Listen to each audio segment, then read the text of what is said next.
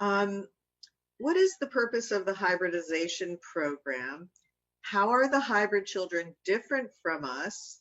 And are they less emotional than a fully human being? Well, first of all, not many people on your planet are actually yet fully human. The idea, again, of your evolution is that it will take you closer to being like the hybrid children. They are, in many ways, telepathic as well, but they can speak. They are similar to you in certain ways. Some appear to be more like you. Some appear to be a little less like you. Some might have slightly larger eyes, again, as we have discussed recently. Some of them may not look too much different than you. The idea of the hybridization agenda, as we have explained, is not only for the continuation and perpetuation of the civilization that destroyed itself by creating hybrids that can carry on their culture, since they lost the ability to reproduce. They had to find viable human DNA in order to create hybrids that would continue their society. But also the purpose is to, as we are doing, share information with all of you so that you don't necessarily go down the same path that the Greys went down in their alternate reality that allowed them, as previous humans, to destroy their version of Earth, so that you don't necessarily have to experience that. So it works again in both directions, both for the perpetuation of an extraterrestrial or alternate reality culture, and also for the potential preservation of your own in helping to give you opportunities to guide yourself in a more positive direction than you might otherwise have gone, since the two histories are very similar. What they did, you are doing and have done in many ways. They took it farther and destroyed themselves. And by sharing that history and information with you, it is up to you to decide how to use that information so that you don't necessarily go down the same destructive path. And you said the Yael will be the first to have contact with us. The Can Yael will you? be the first hybrid society to Okay. have contact openly with you. There may be others before that. But the Yael, and of course the children, are the hybrids that look most like you. They are the fifth iteration of the hybrids. We are the third. They are the fifth, and so they are closer in appearance to you, so it'll be easier for you, in a sense, to interact with them, being that they are similar enough to you that you won't necessarily fear them. Okay. And I remember one time you talking about there's sort of different timelines so that when we interact with them, they may be different ages and not necessarily all one age. Yes, of course. The children grow at different rates, just as yours do. But also, don't we tap into them at different ages depending on the purpose of a particular interaction? Is that Yes, that correct? is done sometimes as well.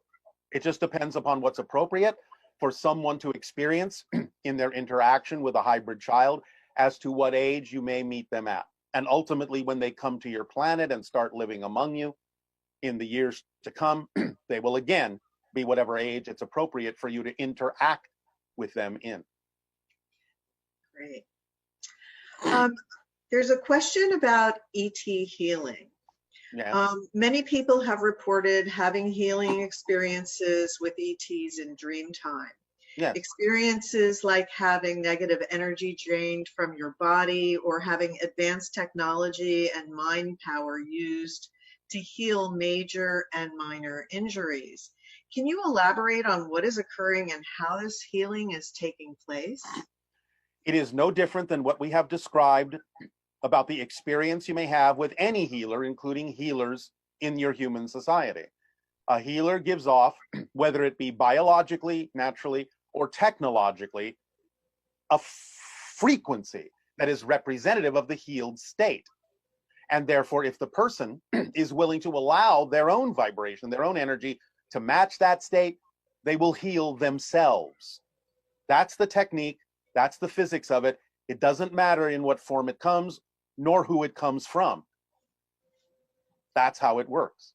Are they actually using technology, or is it just our brains are translating what's occurring into instrumentation or It technology? can be both. It can be either. It depends upon the extraterrestrial source. Thank you.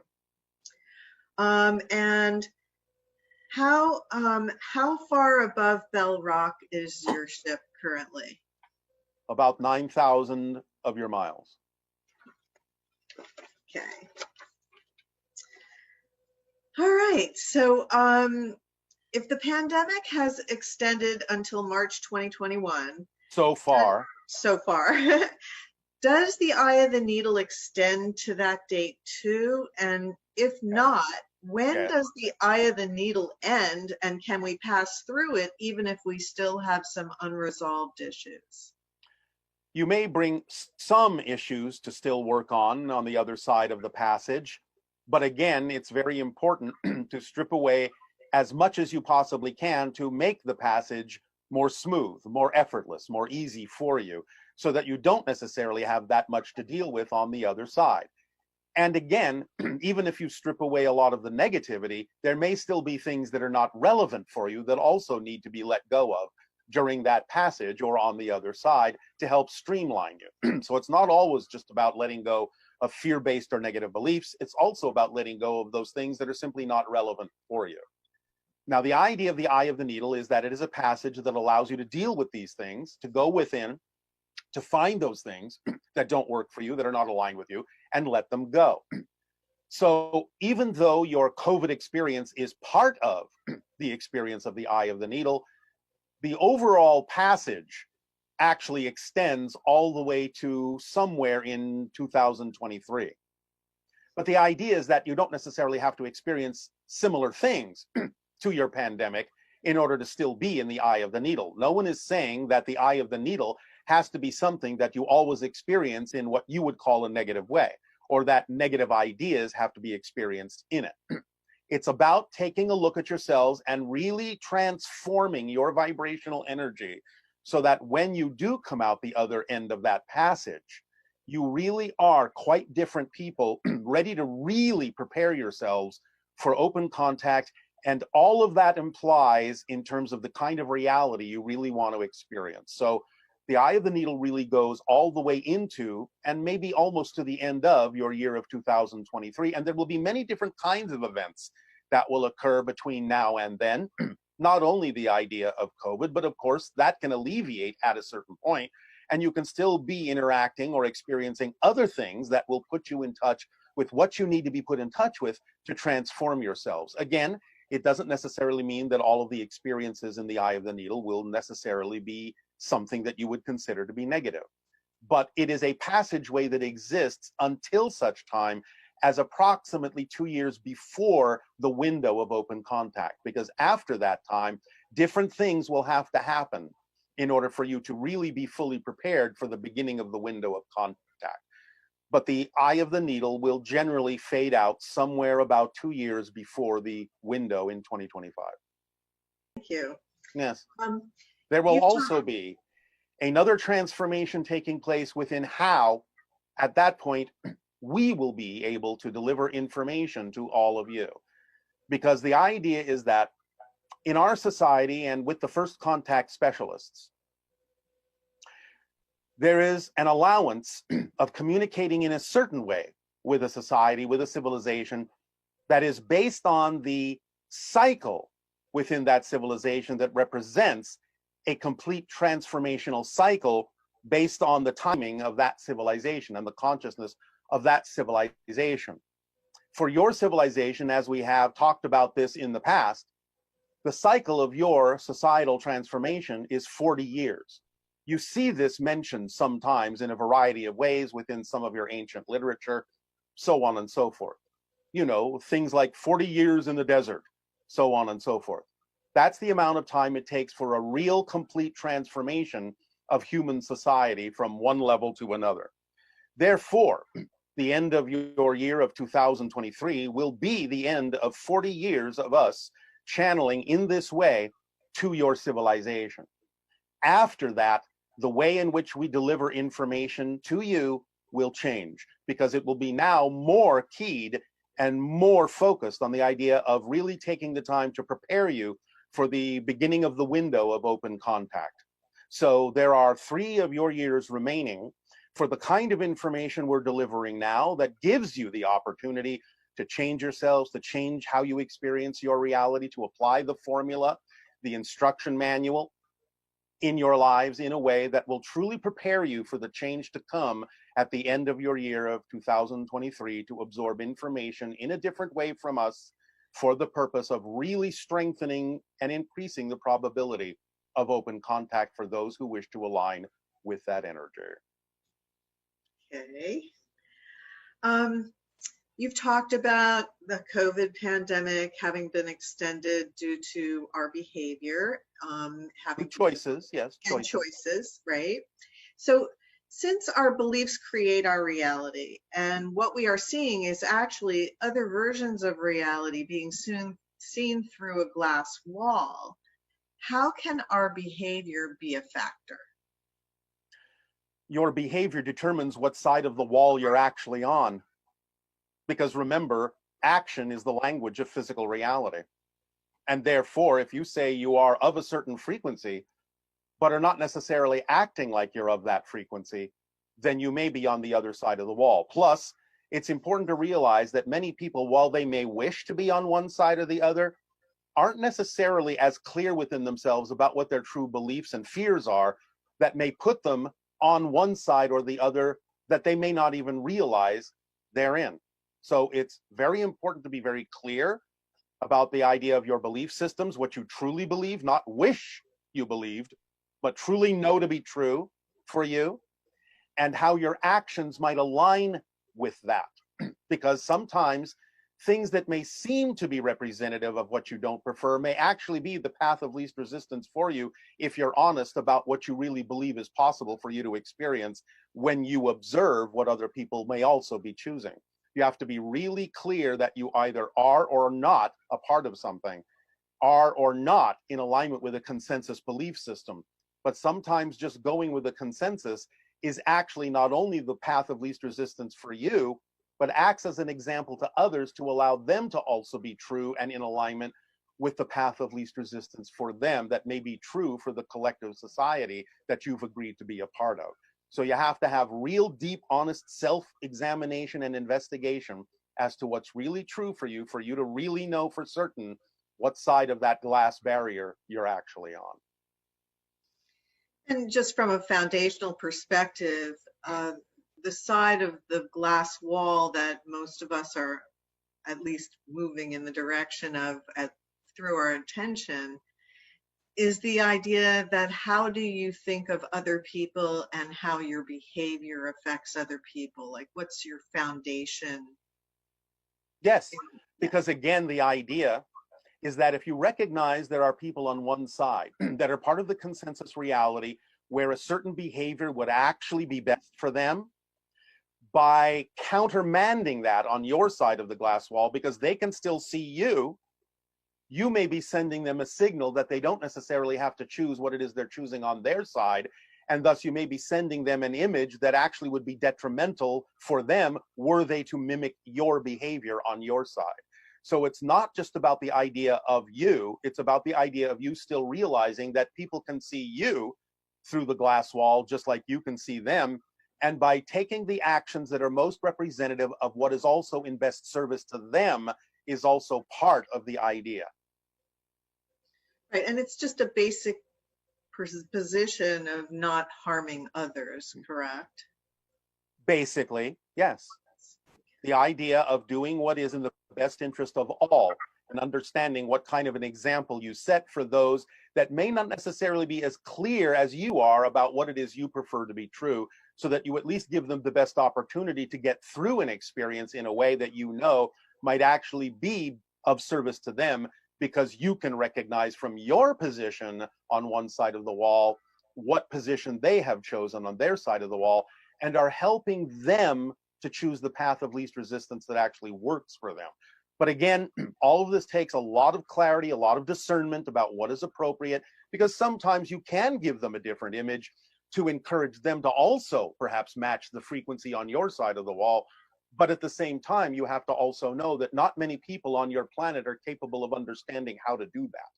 Therefore, it's like teaching a child to say, all right, well, this is the behavior that you need to exhibit now because I understand the limits of your belief system, and I will help you with that by being an example of the behavior that you need to exhibit. At the same time, I will encourage you to understand how to change your belief system so that you don't necessarily have to exhibit that particular behavior if it's really not in your best interests ultimately as you mature.